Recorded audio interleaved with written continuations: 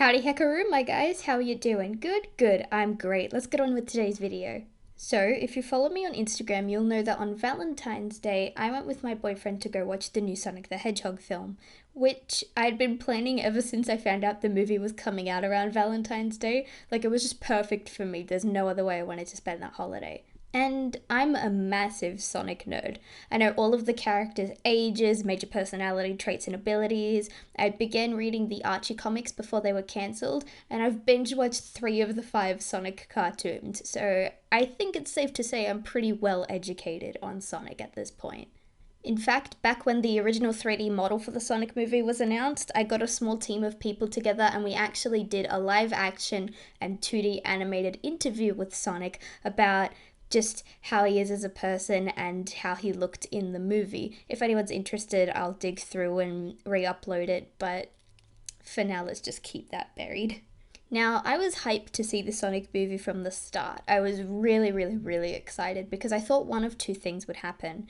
Either it would actually be a really good movie, like a diamond in the rough type of thing, or it was going to be one of those so bad it's good type of films. And I love stuff like that.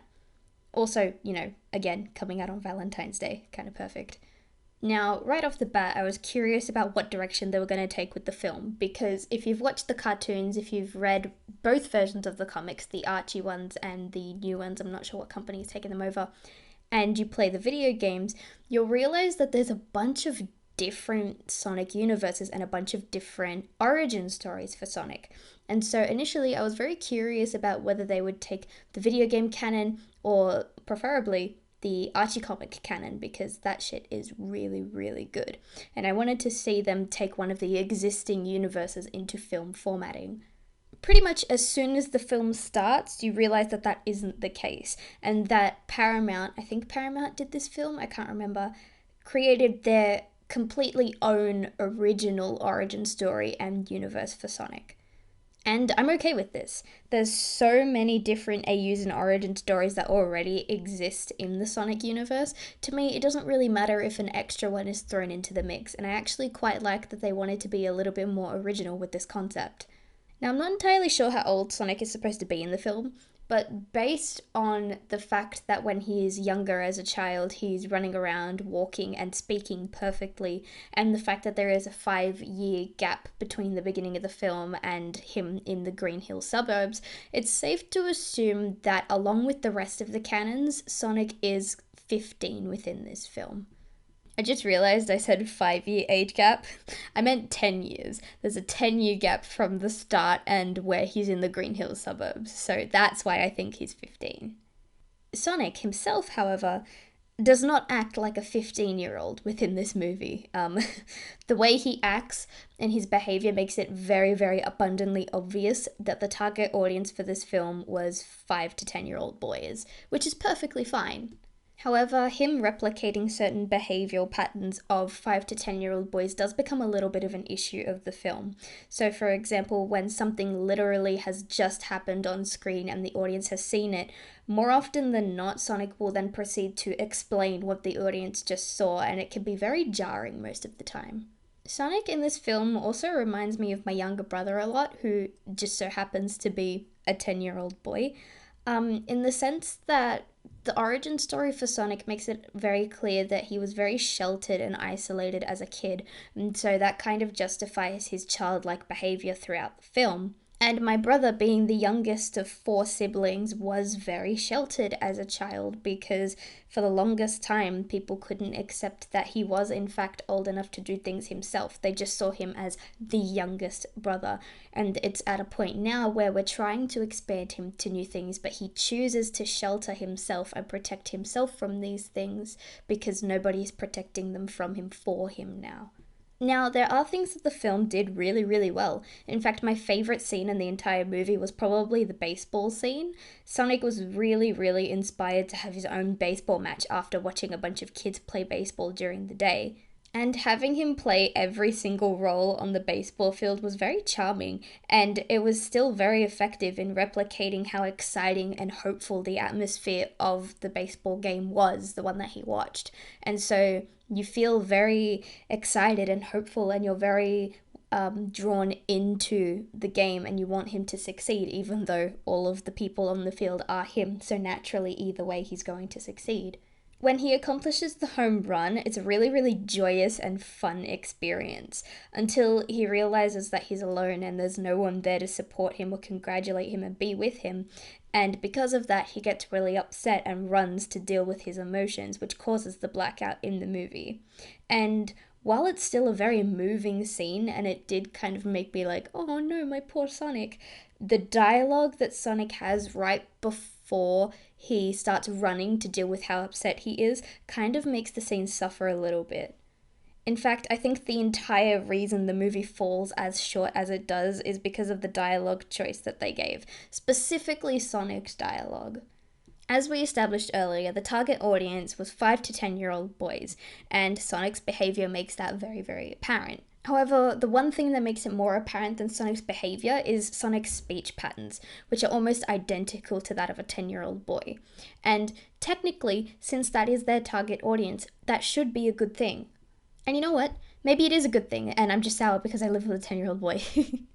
But seriously, I feel like certain elements of the movie really, really suffered just because of Sonic's dialogue. Like I said earlier, he would not stop explaining things that literally just happened on screen. And his behavior in general feels very contradictory because on one hand, he understands the gravity of his situation and that he is in grave danger and he needs to get out of Earth as fast as possible.